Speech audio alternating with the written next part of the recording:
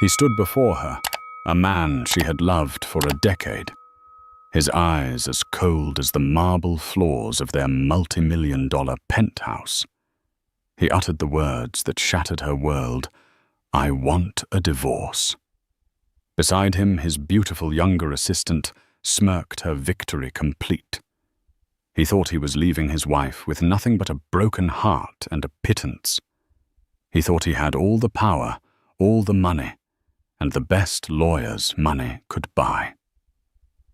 What he didn't know was that the quiet, unassuming woman he was casting aside was the beloved niece of Jonathan Albright, a name whispered with fear and reverence in the darkest corners of corporate law, a billionaire phantom who didn't just win cases, he ended dynasties. And family to Jonathan Albright was everything. The air in the penthouse, usually filled with the scent of Sophie Burns' fresh-cut peonies, and the soft jazz she favored, was thick with a chilling silence. It was the kind of silence that precedes a storm, heavy and suffocating. Declan Holt, her husband of 10 years, stood across from her, his custom-tailored suit, looking more like armor than clothing. He had that look on his face, the one he got right before closing a ruthless deal, a mixture of detached ambition and predatory focus. Sophie had once found it thrilling. Now it terrified her. "Sophie, we need to talk." He began, his voice devoid of the warmth she'd built her life around. "Of course, Declan. Is everything all right at the firm?" She instinctively moved to loosen his tie, a ritual she'd performed 1,000 times, but he flinched back, a small, almost imperceptible movement that felt like a slap. "This is about us," he said, his gaze flicking toward the panoramic window overlooking the city lights of New York. He couldn't even look at her. "It's not working anymore. It hasn't been for a while." Sophie's heart began a frantic, painful rhythm against her ribs. "What are you talking about?" "We're fine. We were just planning the trip to Tuscany." "You were planning it, Sophie," he corrected, finally meeting her eyes. They were arctic. "I've been preoccupied. I've met someone." The words hung in the air, grotesque and alien. Sophie felt the blood drain from her face. This couldn't be happening. They were Declan and Sophie, the golden couple. She had given up her promising career as a painter to support him through his MBA, hosted countless dinners, to charm his superiors, and manage their life with meticulous care so he could focus on his meteoric rise at a prestigious private equity firm. She was the foundation upon which he had built his empire. "Who?" The word was a choked whisper.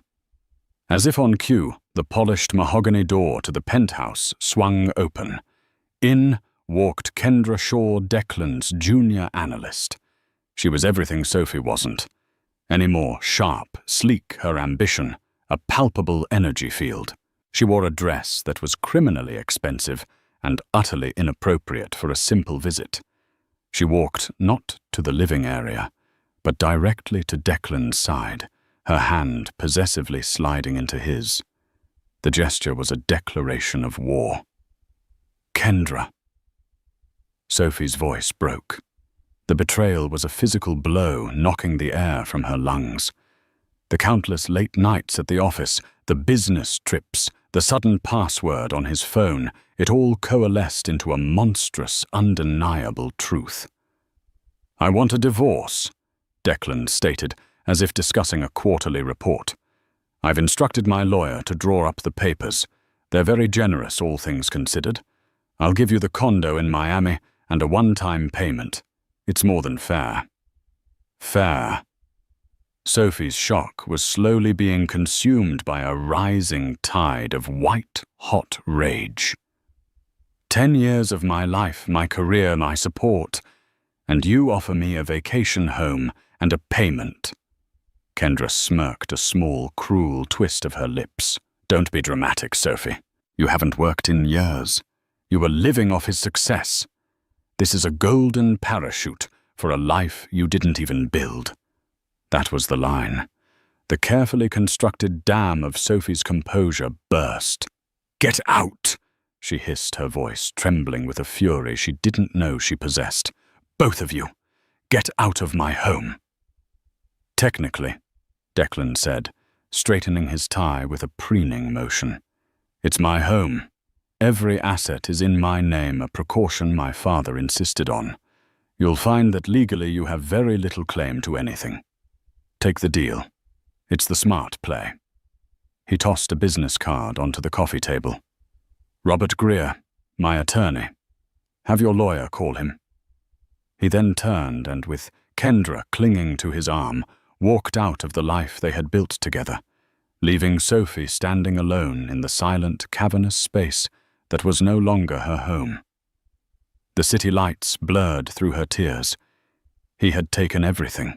He thought he had left her powerless, penniless, and broken. He had made the gravest miscalculation of his life.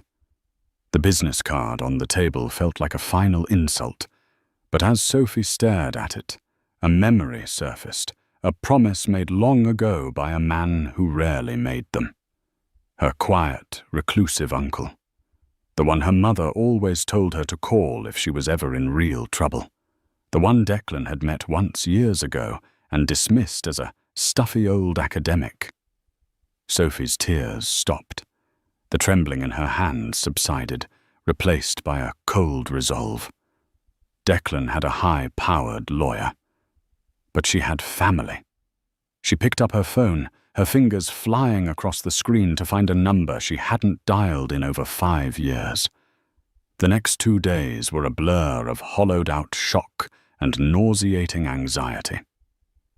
Sophie stayed with her friend Laura Chen in a cozy apartment that felt both like a sanctuary and a cage. The official documents arrived via a stone-faced courier.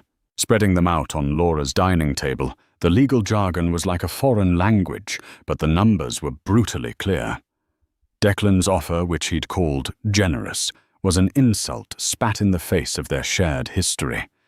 He offered her the Miami condo, which she knew was saddled with debt from a recent renovation, and a one-time payout of $250,000. In the context of their lifestyle of the tens of millions Declan managed and earned, it was less than a rounding error. It was what he might spend on a car. Or a few watches. The penthouse, the art collection she had painstakingly curated their stock portfolio, their savings. All of it was claimed by him, protected by a prenuptial agreement. She'd been rushed into signing days before their wedding, told it was a mere formality for his family's business. "This is a joke, Sophie," Laura said, her eyes blazing with indignation as she scanned the pages. "He's trying to erase you, to pay you off like a fired assistant, not the woman who was his partner for a decade." "He said everything is in his name," Sophie whispered, tracing the letterhead of the law firm, Greer, Caldwell and Finch. It looked expensive and intimidating. "He said I have no claim." "That's what his shark of a lawyer wants you to believe," Laura insisted. "You need to fight this. You can't let him do this to you." The fight felt impossible. Sophie felt like a rowboat caught in the wake of a super yacht. Declan had the money, the connections, the aggression. She had a defunct art degree and a dwindling sense of self-worth. The name on the business card, Robert Greer, was known for his scorched earth tactics. He didn't just win. He humiliated his opponents. That night, unable to sleep, Sophie found herself scrolling through old photos on her phone. Pictures of her and Declan in their early days, young, happy, full of dreams. In one, they were at a family reunion at her mother's insistence. Standing off to the side, looking uncomfortable in the casual setting, was her mother's brother, Jonathan. Uncle Jonathan was a figure of quiet mystery in her life. He was her mother's older brother, a man who had left their humble Midwest town for the East Coast on a scholarship and never truly looked back. He sent lavish but impersonal gifts for birthdays and holidays. He had attended her wedding, stayed for precisely 1 hour, and gifted them a rare first-edition book that Declan had promptly stored away. Declan had been dismissive. "Your uncle is an odd one, Soph. All that money and he dresses like a history professor."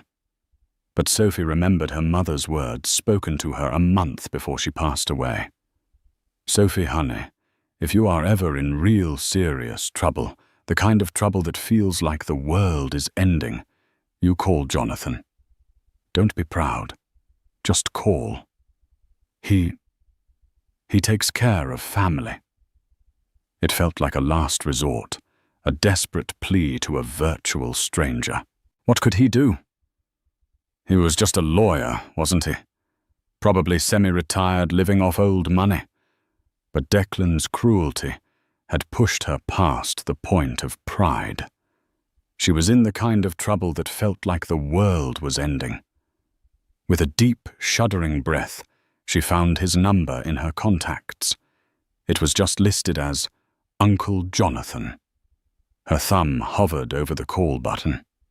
She imagined his detached, formal voice. She imagined having to explain her humiliating failure of a marriage. She almost backed out, but then she pictured Kendra's triumphant smirk, and a steel rod of determination solidified in her spine. She pressed the button. It rang twice. "This is Albright." The voice was exactly as she remembered, deep calm and utterly devoid of fluff. There was an unnerving stillness to it, as if he existed in a soundproof room. "Uncle Jonathan, it's Sophie. Sophie Byrne." She immediately cursed herself for using her married name. "Sophie Holt, I mean." There was a pause, but it wasn't an empty one. It felt analytical. "I know who you are, Sophie. It has been a long time. Is everything all right? Your voice sounds strained." The dam broke. The carefully contained grief and rage of the past 48 hours poured out of her. She told him everything. The affair, the public humiliation, Kendra, the insulting divorce papers. Robert Greer's reputation, Declan's threats about the assets. She expected him to interrupt, to offer platitudes, but he just listened. The silence on the other end of the line was absolute, a perfect vessel for her pain. When she finally finished, her voice raw and hoarse, there was another long pause. She feared she had burdened him, that he would offer a referral to a small-town lawyer and wish her well. "Sophie," he said, and his tone had changed. The academic detachment was gone, replaced by something cold and hard, like sharpened steel. "Where are you right now?" "I'm at a friend's place in the village." "Stay there. Do not sign anything. Do not speak to Declan or his attorney. Do not respond to any communication from them whatsoever. A car will be at your friend's address tomorrow morning at 9 o'clock. It will bring you to my office. We have work to do." "Your office, but I can't afford a lawyer like—" He cut her off, but not unkindly. "You are my sister's daughter. You are my family. There is no cost. Declan Holt made a grave error when he decided you were a liability to be discarded. He is about to learn what a real liability looks like." He paused, and in that final moment, Sophie understood the source of the legends that surrounded him. "Tomorrow, we begin the process of dismantling him." He hung up. Sophie sat in the dark, the phone still pressed to her ear. For the first time in days, she wasn't afraid. She felt a flicker of something she hadn't felt in a very long time, hope forged in the promise of retribution. The car that arrived the next morning was a black, impossibly sleek sedan, with windows so tinted they looked like polished obsidian. The driver, a man built like a bank vault, simply held the door open for Sophie, nodding respectfully, without a word. The ride through Manhattan was smooth and silent, a stark contrast to the turbulent storm in Sophie's mind. She had expected to be taken to a standard law office, perhaps a floor in a midtown skyscraper. She was wrong. The car pulled into a private gated driveway in front of a historic brownstone on the Upper East Side. It was elegant and understated, with no sign, no plaque, nothing to indicate the power that resided within. The driver escorted her to the heavy oak door, which opened before he could knock. A woman in a perfectly tailored grey suit greeted her. "Miss Byrne, Mr. Albright is expecting you. Please come in." The interior was not an office. It was a sanctuary of quiet power. Dark wood paneling, floor-to-ceiling bookshelves, filled with leather-bound legal texts and first-edition classics, and a faint scent of old paper and Earl Grey tea. It was less a law firm, and more the personal library of a king. She was led to a large study at the back of the house, overlooking a serene, manicured garden. Jonathan Albright stood by the window, silhouetted against the morning light. He was taller than she remembered, dressed not in a flashy suit, but in a simple, perfectly cut charcoal wool jacket and trousers. He turned, and his eyes, a piercing grey, met hers. There was a kindness in them she hadn't seen before, reserved only for her. "Sophie," he said, his voice softer now. "I'm so sorry for what has brought you here." He gestured for her to sit in one of the deep leather armchairs in front of a large mahogany desk. On it, a single file was laid out. "My team has already done a preliminary workup." Sophie was stunned. "Your team? But I only called you last night." A faint, thin smile touched his lips. "When my family is involved, I am very efficient. Let us discuss Declan Holt." For the next hour, Sophie recounted her story again, but this time it was different. Jonathan interjected with precise, incisive questions, not about her feelings, but about facts. When did Declan start his own investment vehicle? What was the name of his offshore holding company? He mentioned once. Who were his closest business associates? What was Kendra Shaw's official title? He took no notes, but his focus was absolute, his memory seemingly photographic. When she handed him the divorce settlement from Robert Greer, he scanned it once, his expression unreadable. Then he did something that shocked her. He took the thick stack of papers and without a word dropped it into the wastebasket beside his desk. "That," he said calmly, "is an offer made by a man who believes he is negotiating with an amateur. He is not. He is negotiating with me." He leaned forward, his hands clasped on the desk. "Sophie, I need to be clear about what happens next. The path we are about to take is not a gentle one. Mr. Greer and your husband play dirty. They will try to slander you, to paint you as a vindictive gold digger. They will lie, they will hide assets, and they will use every dirty trick in their playbook. It will be unpleasant." He paused, his grey eyes locking onto hers. "But they have made two fatal mistakes. First, they underestimated you. Second, they have no idea who I am. My name is not on any letterhead. I am a silent partner in 3 of the most powerful firms in the world. I don't litigate traffic disputes, Sophie. I restructure nations' debts. I handle hostile takeovers for corporations that could buy small countries. I advise people whose names you only read about in history books. And when I take on a personal case, I do not lose." The sheer weight of his words settled over her. This was the man Declan had dismissed as a stuffy academic. "Declan thinks his wealth is a fortress," Jonathan continued, his voice dropping to a low, dangerous tone. "He is about to find out it is a house of cards in a hurricane. We will not be asking for a fair settlement. We will not be asking for the penthouse and a portion of his portfolio. That is the game he wants to play. We will play a different one." He stood and walked over to a credenza, pouring her a glass of water. "Our objective is twofold. First, we secure your future, not with his scraps, but with the full half of the marital assets he has illegally concealed.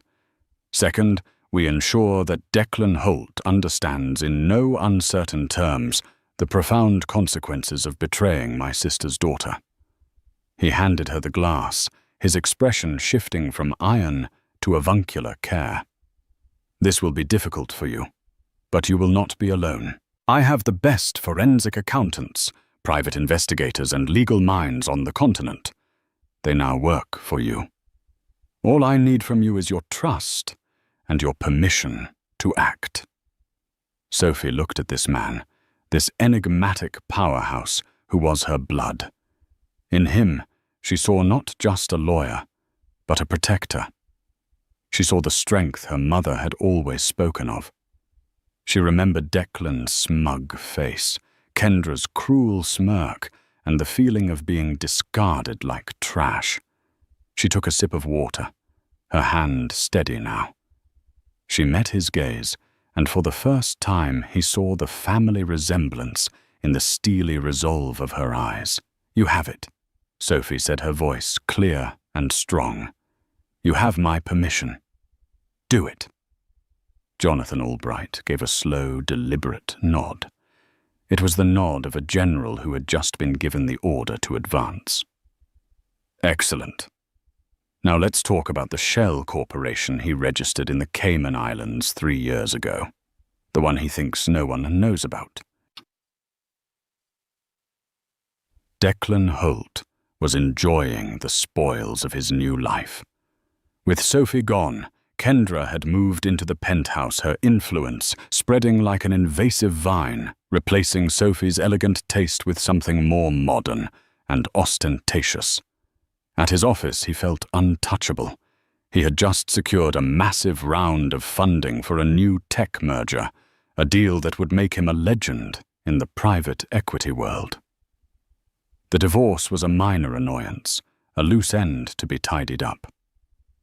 He and his lawyer, Robert Greer, sat in Greer's glass-walled office overlooking Central Park.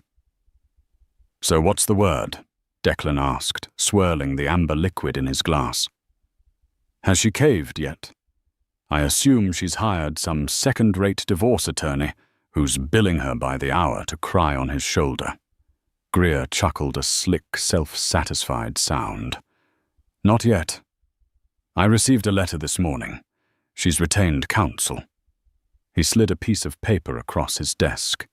The letterhead was simple, almost archaic, J. Albright, ESQ. Declan squinted at it. Albright, never heard of him. Some old-timer, probably. Is he good? There are a few Albrights in the bar registry.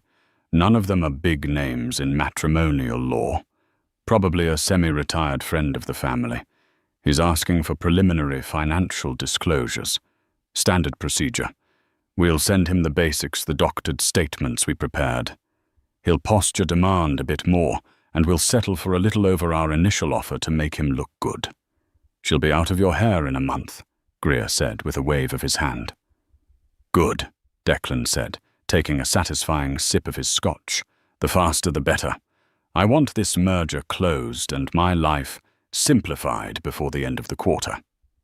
He had no idea that hundreds of miles away, in a secure, soundproof data center in a discreet Virginia suburb, Jonathan Albright's team was already light years beyond preliminary disclosures.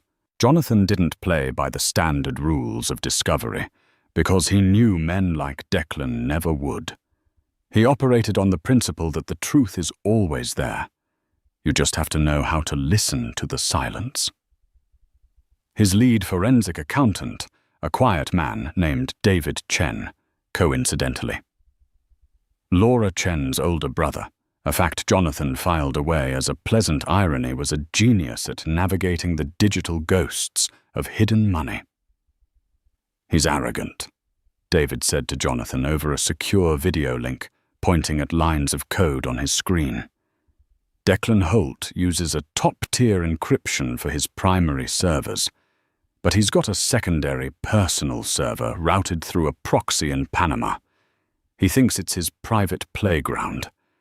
It's where he keeps the real books. For 2 weeks, David's team worked not with hacking tools, but with meticulous legal precision. They subpoenaed server hosting companies, cross-referenced IP logs with Declan's travel records, and pieced together a digital breadcrumb trail. They found the ghost server, and on it, they found the real Declan Holt. It was far worse than just hiding marital assets. Declan was running a classic pump and dump scheme within his own firm's merger deal. He was using a network of offshore shell corporations, the very ones he used to hide his money from Sophie, to artificially inflate the stock value of the smaller tech company.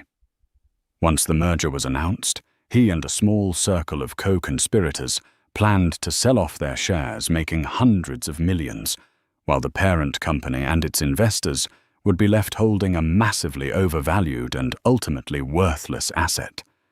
It wasn't just unethical, it was felony-level securities fraud.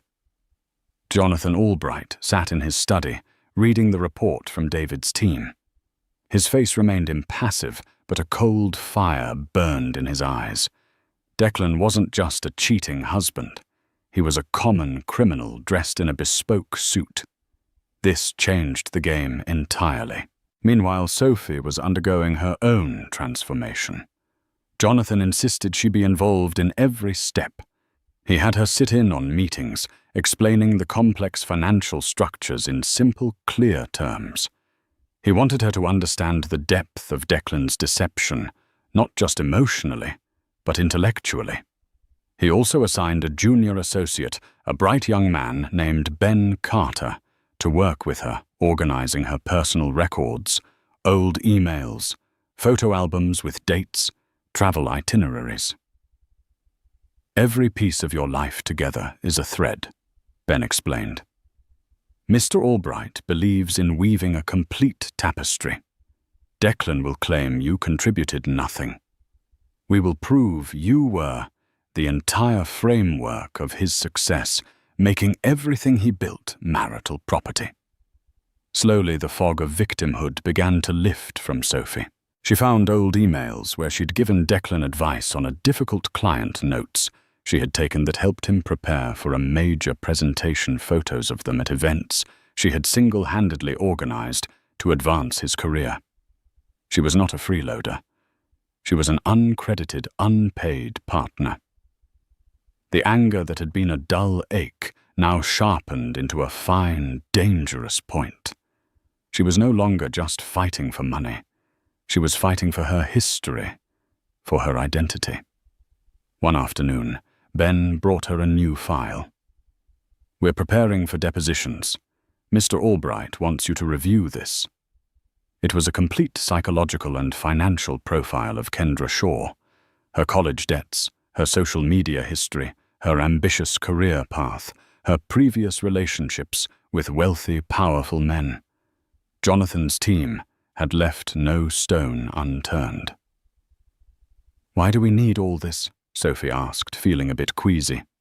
"Mr. Albright says that to defeat an enemy, you must understand what they truly want," Ben said. "Declan wants power. Mr. Albright believes Kendra Shaw only wants what that power can buy her." A plan was forming. Not just a legal strategy, but a complete and total unraveling. Declan and Greer were preparing for a divorce settlement. Jonathan Albright was preparing for a war on all fronts. He let Greer's office send over their doctored, incomplete financial statements. He didn't challenge them. He just filed them away. He let Declan grow more confident, more arrogant, more certain of his quick and easy victory. He was giving him a long rope, waiting for the perfect moment to let him hang himself with it. The deposition was scheduled to take place in a neutral conference room in a downtown law building. The room was designed to be sterile and intimidating, a long, polished table, uncomfortable chairs, and a single unblinking camera in the corner. Declan Holt arrived with Robert Greer, both men looking confident and relaxed, as if they were stopping in on their way to a celebratory lunch. Declan wore a smirk that never quite left his face. He saw Sophie sitting on the opposite side of the table and gave her a nod that was both condescending and pitying. She looked different. Her hair was pulled back in a severe professional style, and she wore a simple but impeccably tailored dark blue dress. There was a stillness about her he didn't recognize. Beside her sat a bland-looking, middle-aged man who introduced himself as Ben Carter. Declan assumed he was her lead attorney.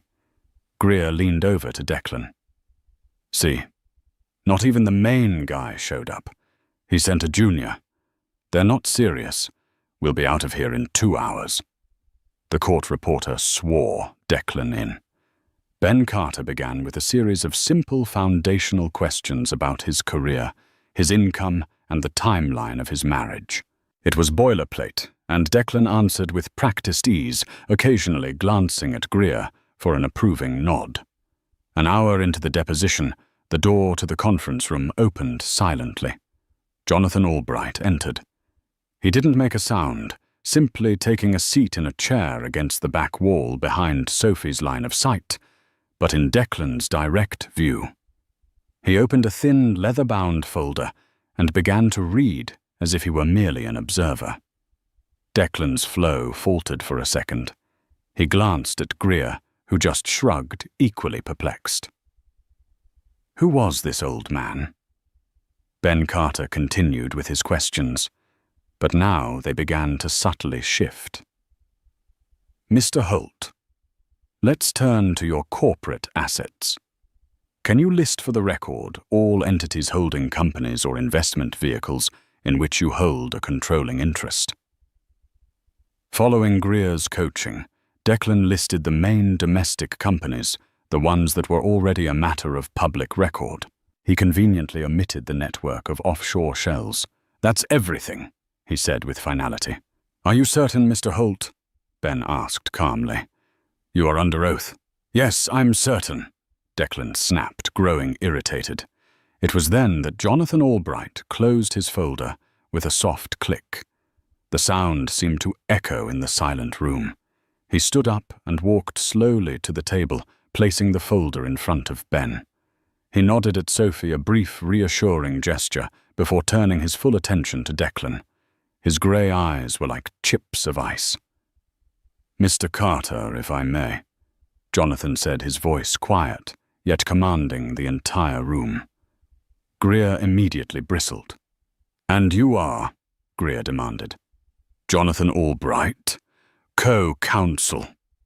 He replied, his gaze never leaving Declan. The name finally registered with a junior partner from Greer's firm, sitting in the corner whose eyes went wide with dawning horror. He frantically began typing into his phone. Jonathan turned a page in the folder. Mr. Holt, I have just a few clarifying questions. On May 12th of last year, you were in Grand Cayman. Is that correct? Declan froze. It was a vacation. Indeed, Jonathan said smoothly. And did your vacation happen to include a visit to the offices of Triton Global Holdings? Declan's face paled. Triton was his primary shell corporation, the linchpin of his entire hidden financial empire. I don't recall. Perhaps this will refresh your memory, Jonathan said, sliding a document across the table. It was a high-resolution surveillance photo of Declan leaving a specific building in Georgetown, a briefcase in his hand. Or this. He slid another. It was the incorporation document for Triton Global Holdings, signed by Declan Holt. Greer shot to his feet. Objection! Where did you get this? This is inadmissible harassment. Jonathan didn't even glance at him. He looked at the court reporter. Please note for the record that Mr. Greer is objecting to a question about a document his client signed under his own name. He then looked back at Declan. Lying under oath, Mr. Holt, is perjury. It's a felony. Before we continue, I want to give you one opportunity to amend your previous testimony regarding the full list of your corporate assets. Declan was stammering, his confident facade crumbling into dust. He looked at Greer for help, but his own lawyer was staring at Jonathan Albright, the name now clearly having registered. Robert Greer had built his career bullying smaller firms. He was now facing a leviathan. Jonathan wasn't finished. Let's move on to the pending merger with Aerodyne Tech. Your firm is managing the acquisition, correct? Yes, Declan mumbled, his throat dry. And you've personally guaranteed the financial stability and valuation of Aerodyne to your investors. Of course, it's a sound company. Is it? Jonathan asked, his voice deceptively soft. He slid another document across the table. It was a complex chart, a web of transactions showing money flowing from Triton Global and two other linked shell companies into buying vast quantities of Aerodyne stock over the past 6 months, artificially tripling its market price. Can you explain this network of purchases, Mr. Holt? The ones that seem to be propping up the company's value right before your firm acquires it for an inflated price, because it looks a great deal like securities fraud to the SEC, and they tend to be very interested in such things. The room was utterly silent. Declan Holt stared at the chart, the blood draining from his face. This wasn't a divorce deposition.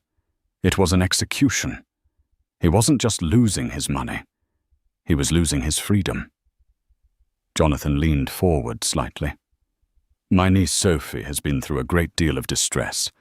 We are here today to discuss a fair and equitable division of the marital assets, all of them, and I find myself in a very generous mood. So let us for a moment forget about the SEC. Let us forget about the U.S. Attorney's Office. And let's you and I and Mr. Greer here have a frank discussion about what a truly generous settlement for Sophie might look like. Take your time. We have the rest of the day. Declan looked from the damning evidence on the table to the unblinking eye of the camera, and then to the cold, unwavering gaze of the man who had just systematically dismantled his entire world in less than 10 minutes. He was trapped, utterly and completely.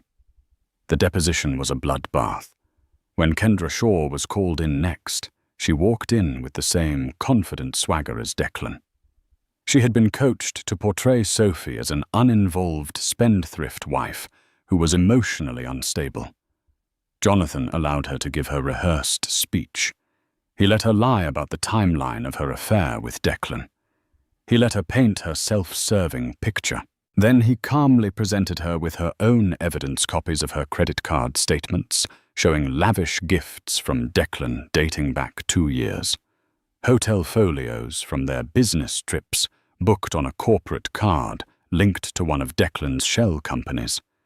And text messages subpoenaed from the phone company, where she and Declan openly discussed his plan to hide assets from his soon-to-be ex-wife. Kendra's testimony collapsed into a pathetic series of "I don't recall" and "I'm not sure." When Jonathan presented her with an email where she discussed the Aerodyne Tech deal with Declan, boasting about the monster payday they were going to get, she invoked her Fifth Amendment right against self-incrimination. The damage was done. She was not just a mistress.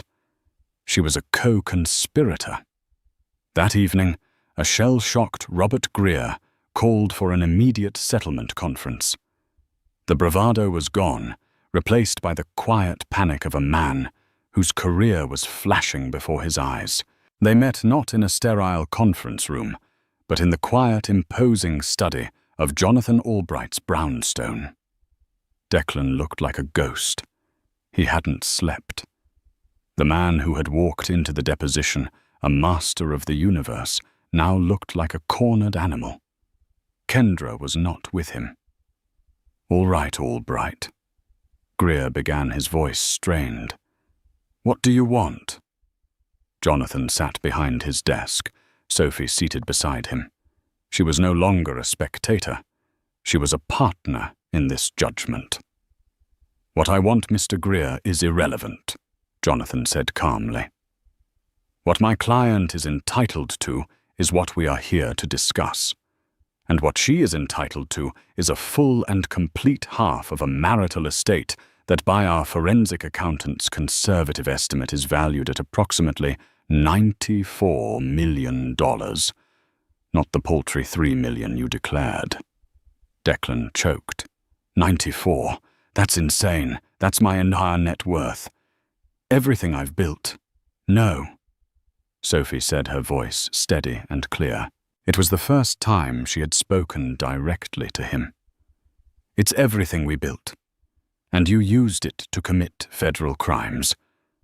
The directness of her accusation struck Declan silent. Jonathan slid a meticulously prepared binder across the desk. "This is the settlement agreement. It is not a negotiation. It is a statement of fact."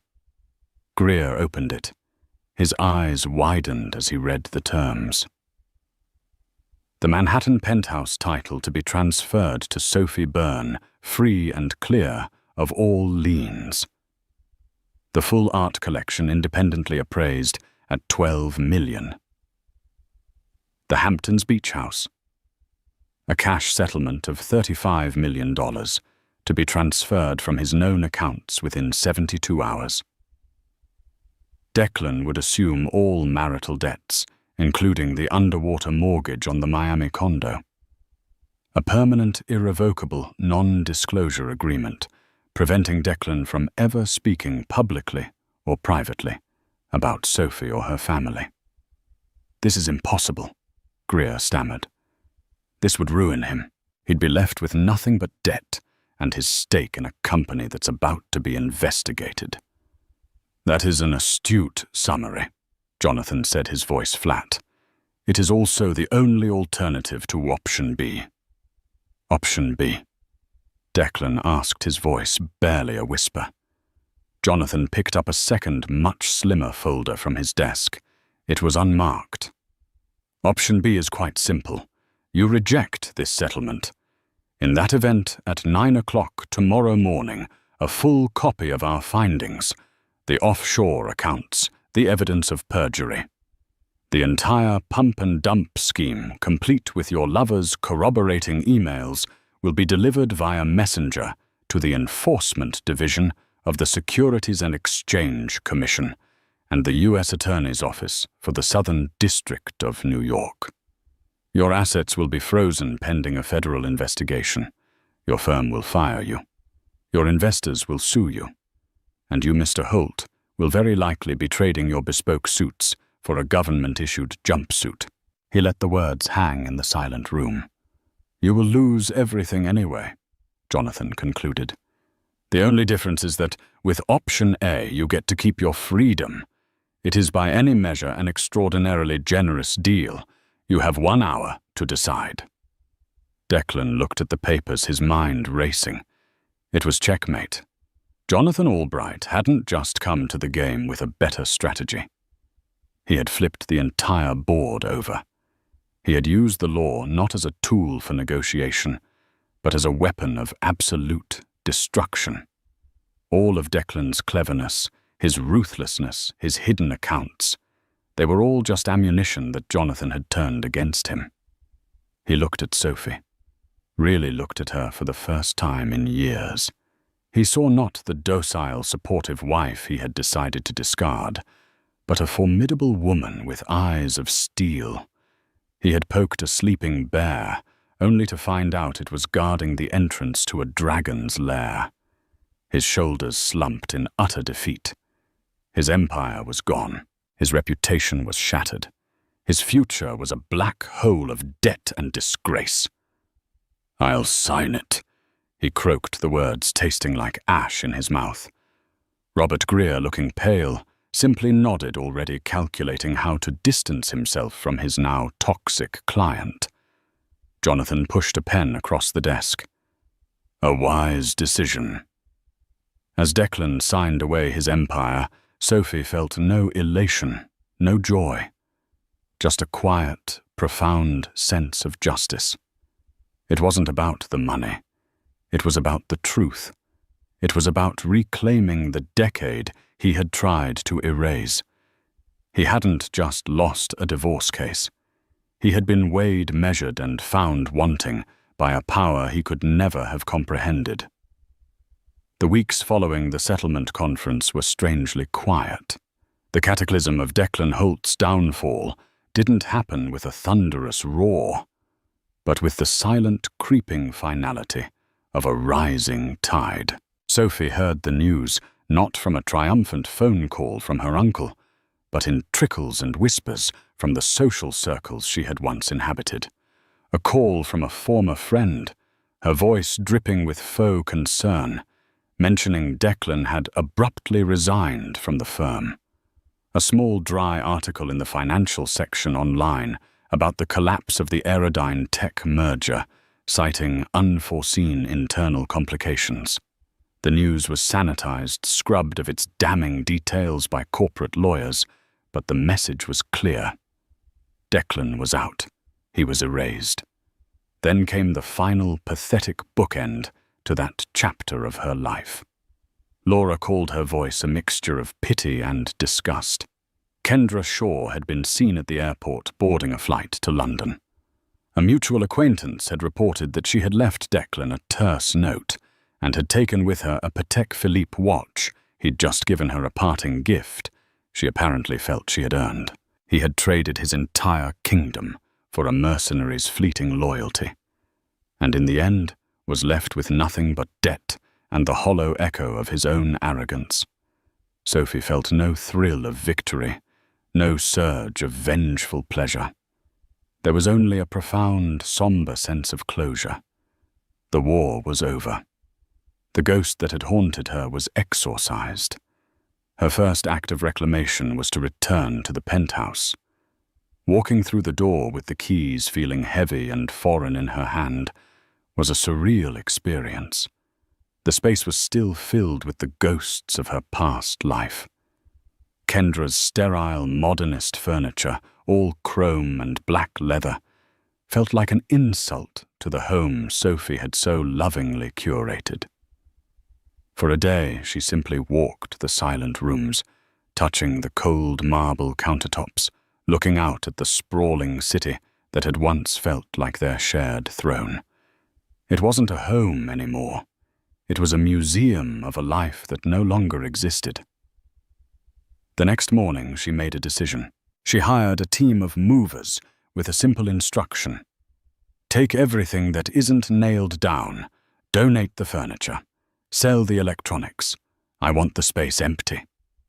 She didn't watch them work. Instead, she went to her storage unit, a place she hadn't visited in years, and unsealed a large, dusty trunk. Inside, protected by cloth, were her old art supplies. The familiar sharp scent of turpentine, linseed oil, and old charcoal filled her senses, and it felt like breathing for the first time in a decade. When she returned to the penthouse, it was a cavernous, empty shell. Sunlight streamed through the floor-to-ceiling windows, illuminating dust motes dancing in the air. In the center of the vast, empty living room, she unrolled a canvas, set up an easel, and began to paint. At first her hands felt clumsy, her mind blank. But then something broke free. All the pain, the betrayal, the rage, and the slow dawning hope of the past few months poured out of her. She painted with a feverish intensity, losing track of time, forgetting to eat, forgetting everything but the colors and the shapes forming before her. She was not just painting a picture. She was rebuilding a soul. The penthouse, the Hamptons house, the art collection Declan had viewed as mere assets on a spreadsheet, she sold them all. It was a systematic dismantling of her past, a cleansing by fire. She worked with a team of financial advisors, recommended by Jonathan, her own team, and found a deep, surprising satisfaction in the work. She was no longer a passive beneficiary of wealth. She was its intelligent, decisive steward. With the immense capital she now commanded, she didn't retreat into a quiet life of luxury. She went on the offensive for her dreams. She found a beautiful neglected building in Soho, a former textile factory with incredible light and soaring ceilings. She poured her energy and resources into transforming it, not just managing decorators, but directing architects and contractors. She was building something that was wholly and completely hers. She named it the Byrne Gallery. Her own name, the one she was born with, was etched in elegant steel letters beside the door. The opening night was a resounding success. The space was alive, filled with the vibrant, pulsing energy of New York's art scene. Critics, collectors, artists, and friends mingled their voices a happy buzz under the high ceilings. The walls were covered not with the cold, calculated investments Declan had favored, but with the bold, passionate work of emerging artists, the very people she wanted to champion. Sophie moved through the crowd, a glass of champagne in her hand, feeling an intoxicating sense of presence. People didn't greet her as Declan Holt's wife. They greeted her as Sophie Byrne, the gallery's visionary founder. The congratulations were not for a successful dinner party she had hosted, but for a professional and artistic triumph she had orchestrated. She saw Laura across the room, raising a glass to her, with a beaming, teary-eyed smile. She saw Ben Carter, the young associate from her uncle's team, looking around with genuine admiration. But it was in a quiet alcove, looking at a particularly striking abstract canvas, that she found the man who had made it all possible. Jonathan Albright stood with his hands clasped behind his back, looking more like a proud professor observing a star pupil than a corporate titan. He was watching her, a rare, soft smile on his face. "I could never have done this without you," Sophie said, her voice thick with an emotion that ran deeper than simple gratitude. "You gave me back my life." Jonathan turned his gaze from her to the art on the wall. "I disagree," he said, his voice calm and measured. "Declan Holt took a hostage. I merely provided the key to the cell. I opened a door for you, Sophie. You were the one who had the courage to walk through it and build all of this." He gestured around at the thriving, beautiful space she had created. "This," he said, "has nothing to do with me. This is not the result of a legal victory. This is the result of your resilience, your talent, and your will. Your mother always said you had a fire in you. You just let someone else's shadow dim it for a while." He placed a hand on her shoulder, a gesture of profound respect. "I am proud of you, not for winning a fight, but for remembering who you were meant to be all along." His words settled in her heart, a powerful, validating truth. He hadn't just been her avenger. He had been her mentor, forcing her to see the strength within herself. Later that evening, long after the last guest had departed, Sophie stood alone in the center of her silent gallery. The moonlight streamed through the large front windows, casting long shadows on the floor. She looked at her reflection in the dark glass, a woman standing tall, surrounded by art and beauty, the architect of her own world. Declan had tried to make her a footnote in his story. Instead, she had become the author of her own epic. She was no longer a victim, no longer a wife, no longer defined by anyone but herself. She was Sophie Byrne, and as she took a deep, cleansing breath, she felt a sense of peace settle over her, a peace born not of revenge, but of a profound and victorious reclamation. Her canvas was no longer empty. It was vibrant, full of life, and entirely her own. In the end, this wasn't just a story about a divorce. It was a story about power. The arrogant power of a man who sees people as assets, and the quiet, unshakable power of a family that refuses to let one of its own be broken. Sophie's journey from a heartbroken wife to a commanding figure in her own right reminds us that our greatest strength is often forged in our deepest betrayals. It shows that while money and influence can build an empire, integrity, loyalty, and a touch of righteous fury can bring it all crashing down. What do you think? Was this justice, or was it a revenge served cold? Let us know your thoughts in the comments below.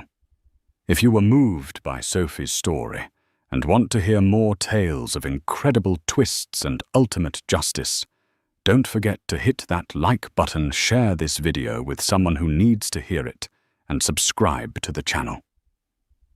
Your support helps us bring more stories like this to light.